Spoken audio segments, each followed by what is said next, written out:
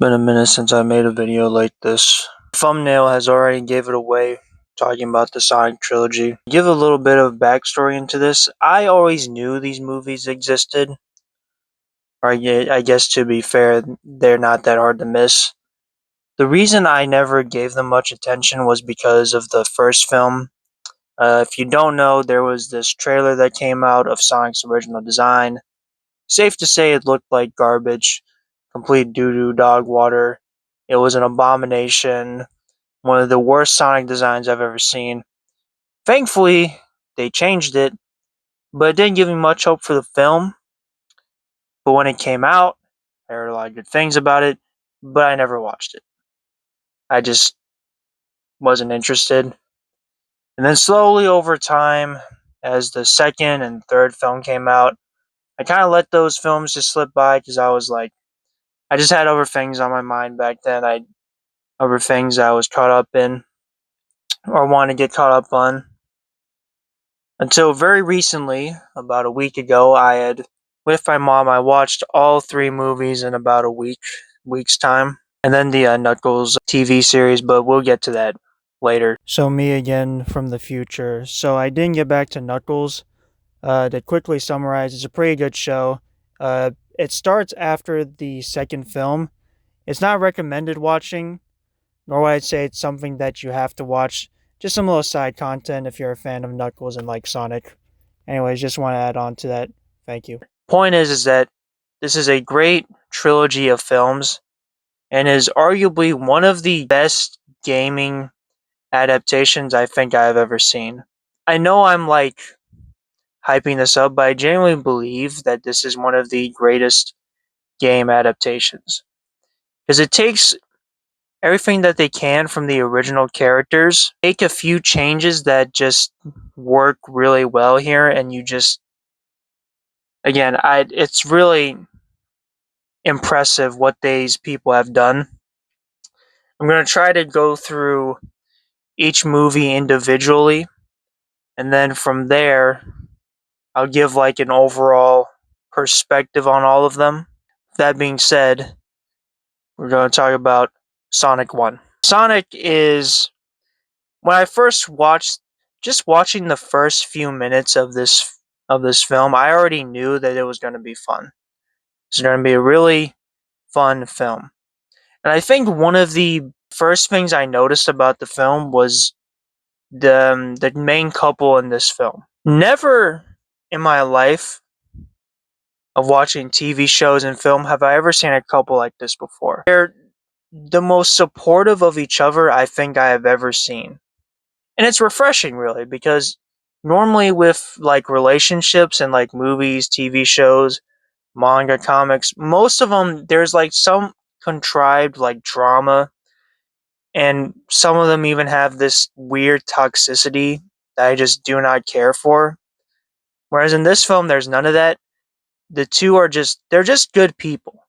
And I cannot help but appreciate that enough because, again, I see so much toxicity, so much bullshit, just so much nonsense when it comes to couples and, like I said, in media, that seeing two people that are just good is a plus. And the idea of like found family throughout the film is just incredible. And the guy that they made to play Eggman, Jim Carrey, my god, might be one of his best roles in my opinion because he embodies Dr. Robotnik so freaking well. And it's a wonderful film. It's a great start to the trilogy. There's not really much I can say about it. But moving on though to the second film. Second film was a drastic improvement in terms of the CGI, the animation, the set pieces. Just such a big improvement, so much so. And the introduction of Tails and Knuckles was just so seamless. It's crazy how seamless the transition is for these new characters. Like it's genuinely insane. But Knuckles, voiced by I believe is Idris Elba, does a fantastic job. Again, Idris Elba, underrated actor in my opinion. I feel like he doesn't get as much attention don't know why. I'm probably wrong about that, to be honest, but I don't know. It just seems like ever since I watched Luthor, I've been such a big fan of his work, and I think he doesn't get enough attention for not just his action roles, but just his like acting overall in general. And then you have Tails. I don't know who voices Tails, but they do a fantastic job. I think it's the original voice of Tails, but I'm not sure though. Don't quote me on that. The final battle was just so dope. Try not to spoil too much. But yeah, it was basically just a huge improvement to the last film. And that's something you'll notice is that as you go on and watch these films, you'll see that they slowly improve over time, which is incredible. Moving on, 3, they introduce one of my favorite Sonic characters, Shadow, the edgiest of edgelords of all time. This dude, you know for a fact, Shadow has been in at least one or two AMVs with like Skillet or some shit in the background playing. It's Shadow is just that type of character. And Keanu Reeves, the guy who voices him, again, great actor in his own right. But yeah, does a great job of that as well. I think his backstory is extremely tragic, but they don't like overplay it. Like his story is tragic, but they do it in a way that's not too edgy, but is just enough. There's enough edge to it to where it fits into the what's the word,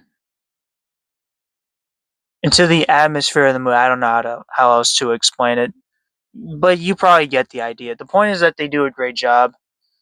The evolution of Dr. Robotnik's character throughout the movies all the way up to now, I think makes sense. At his lowest in this film, meets a certain individual. Yeah, again, I don't want to speak too much, but yeah, his story is incredible. At the films and Jim Carrey, funny dude, does a fantastic job. And one more thing. One more thing. The second to final fight scene, I don't even know what you call it, between Shadow and Sonic, bro, might be one of the best CGI fights. There's a conversation to be had about CGI fights, but this one right here, there's you can make a legitimate argument this could be like top 5 CGI fights because it just looks so cool. Like it looks like something from Dragon Ball Z. Like the only thing that comes to mind when I think of CGI fights that's even comparable to this would be like the 2013 Superman versus Zod. Like it's just God, the improvement from each films is an incredible, and this is just a magnum opus. It's cool. And they do well to keep the tone. That's what I was gonna say before. Damn it, dude. Shit. But yeah, the tone. They keep the tone consistent for every single film. It's sorry. I know I'm glazing like I always do, but yeah, one of the best live adaptations of a video game character. The only thing that I'll say about it is that if you're looking for like a one of one adaptation, unfortunately this isn't for you. And again, these are like kid family friendly films, so it might not be, not to say that anyone can't watch it. It's just that it's don't go into it expecting some like really like super groundbreaking in terms of like storytelling. It is what it is, and know what it wants to be, and it executes it to near perfection. And overall, that's all you can really ask for with these game adaptations. I feel like the reason why adaptations are so bad now is because they try to like change it. They try to do something different and it never works. But when you stick to the tone, when you stick to what it's supposed to be, and you stay as faithful as possible while making minor changes and sometimes big changes, you can make a successful adaptation. And that's what we have seen not only with these films, but with the One Piece adaptation. And then with this gaming movie with Mortal Kombat 2 and maybe even Street Fighter that's going to come out. If you want to make a good adaptation, again, I'm going off on a big rant here, you just stay true to the story and to the tone and stick to what made the original source material so beloved. And then you'll have success. But yeah, anyways, go watch these films. They're fun. Watch them with the family, with the kids, with the dog, or whatever, whoever you're living with. And just have a good time. Just have a good time. Because this is, and thankfully, next year we're going to have Sonic 4, which I'm very excited about. So we'll see what happens. Anyways, it's me again. See you in the next review. Hopefully it will not take long to make.